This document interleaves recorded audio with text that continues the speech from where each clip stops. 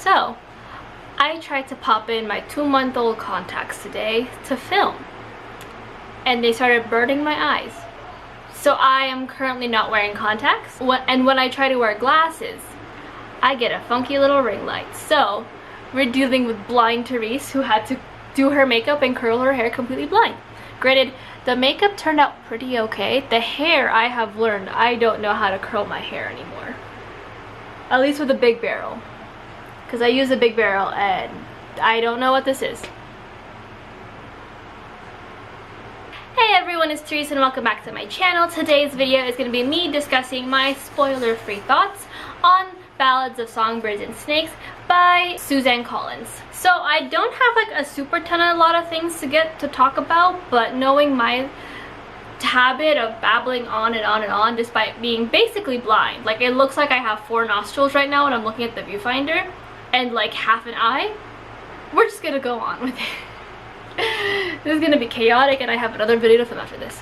So for those who don't know, Ballads of Songbirds and Snakes, it takes place during the 10th Hunger Games, so way before Katniss was even like a thought in anyone's minds. This follows Coriolanus Snow, who is, as we all know it, President Snow. He is now a mentor in the 10th annual Hunger Games, and he's trying to bring back the honor of this House of Snow since the war kind of broke them apart and had him and his cousin Tigress slightly orphaned and living with their very senile grandmother. Before I get into the actual review of the video, just so you guys know, there are trigger warnings, and that is fairly self-explanatory, and that is death, murder, violence, talks of, I think, suicide and prostitution, and gory depictions of like death and like, you know, violence and all that stuff. It was pretty gory in this book, not gonna lie. So my first thoughts for this book was that I was super excited. It had been, this is probably, aside from my read along that happened last month and this month,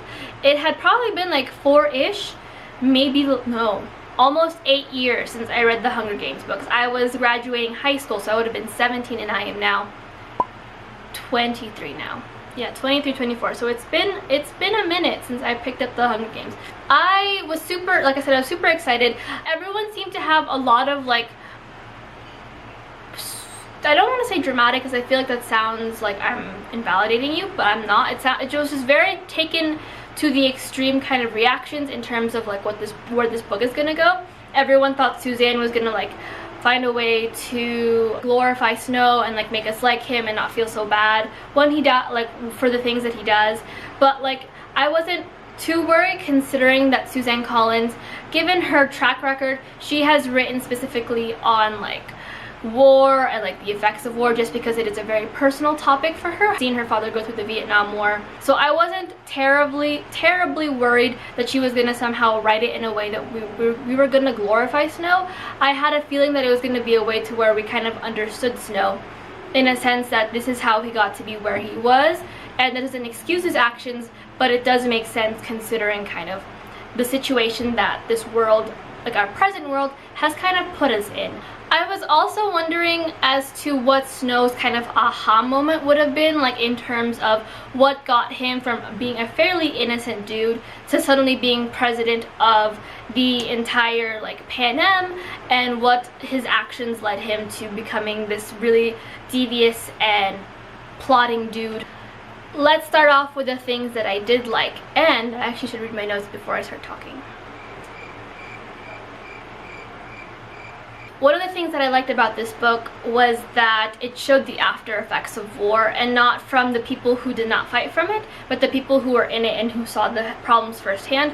There was a line in this part of the book, which I wish I had tabbed it, but it's toward the end a bit more, where Coriolanus, he had offered his lima beans to his friend or his other fellow mentor, I believe it was Festus, and he said, "Here, you can have my lima beans, I can't eat them without thinking about the war."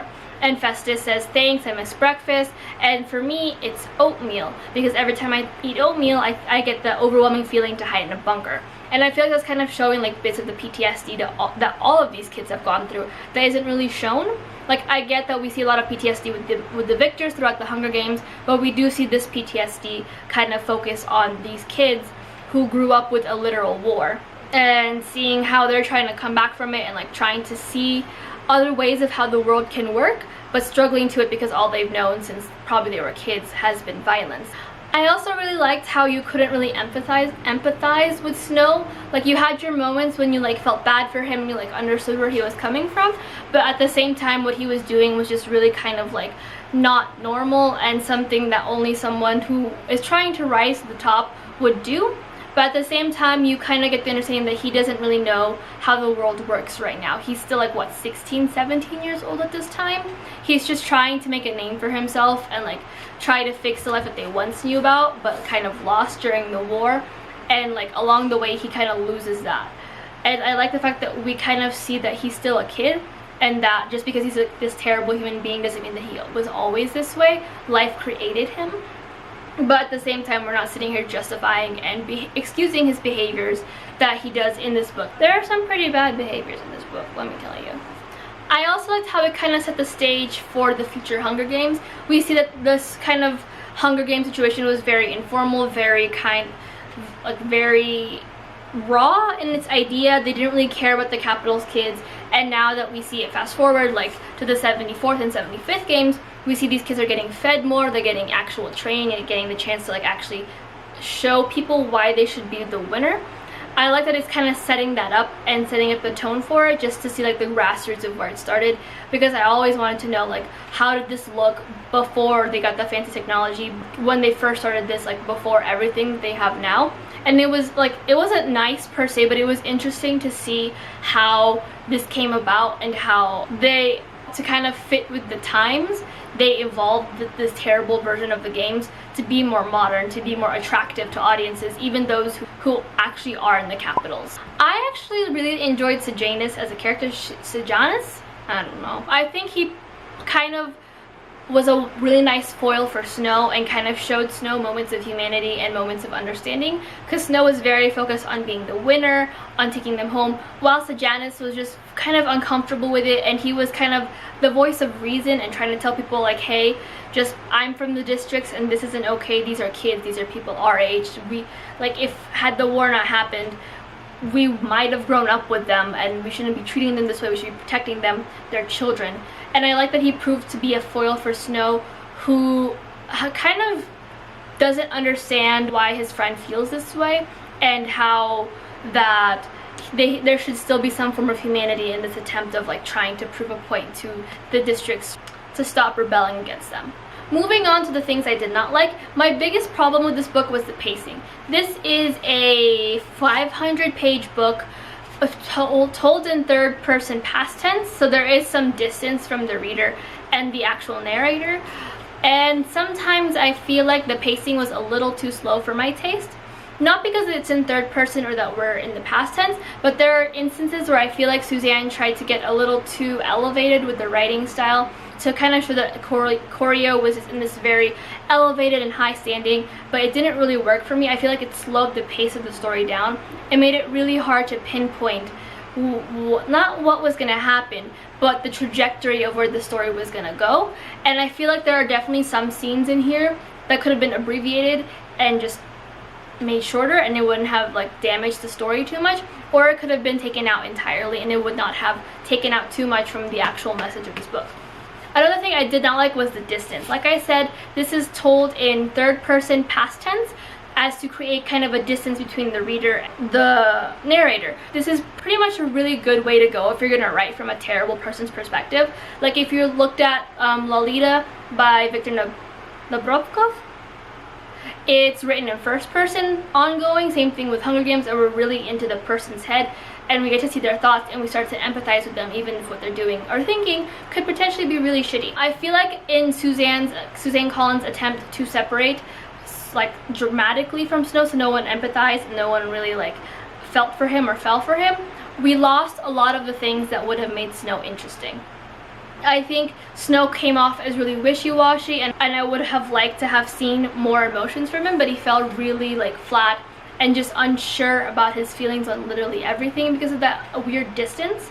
When things had happened and people had started to die, Snow would say that he was kind of eliciting, there was a reaction to him, but I just didn't feel it. It felt like I was watching the entire book unfold behind sound and bulletproof glass. Like I could see everything happening and I can tell faces and expressions and that I should be feeling something, but there was just no connection for me there, like no connection there for me to actually ever feel anything.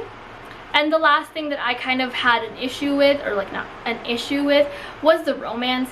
I feel like it was cute and it served its purpose, but at the end of the day, I feel like I didn't feel anything. I feel like that also has to take into consideration with the distance aspect. I didn't feel much for it, so when things started to fall apart and Koryo was making his decisions left and right and starting to feel things for people, I didn't see a point, and I think it could have also been fine had they been close platonic friends rather than a romantic interest. That's just me. Overall, I gave this book a 3.5 out of 5 stars. I think this book is written really well and really dives deep into Snow's psyche at the time and why he became the man that he became, or the kind of the starting point as to why he started to become the man that he became today. However, I feel like with the distance and the pacing, it really took me out of the story, and I felt myself just not wanting to pick it up and skimming some aspects just so I could get through it and see kind of where that moment was. But it was a really nice like dive into Capital's life and like seeing where they were before all of this happened. I enjoyed it. I don't think that in terms of like the overall Hunger Games world that this book necessarily brings anything to the story that we didn't already know about Snow from like what Katniss learned in the past 3 books. But I think that it's definitely an interesting dive into someone's psyche as someone who has seen the horrors of war and then wants to rise up from it in his own way and tries to find a way through it and through his own means. But that is it for my spoiler-free review of The Ballad of Songbirds and Snakes by Suzanne Collins. Please let me know in the comments down below what you guys thought of this book. If you guys have the similar thoughts, if you guys absolutely loved it, what was your favorite part, your least favorite part, all that fun stuff. Hit like, subscribe, comment. All of my social medias will be down below if you guys wanted to check that out and see what I'm reading or what I'm screaming about into the void today. But until next time, I'll see you guys in my next video, and I hope you guys are having a wonderful week. Bye!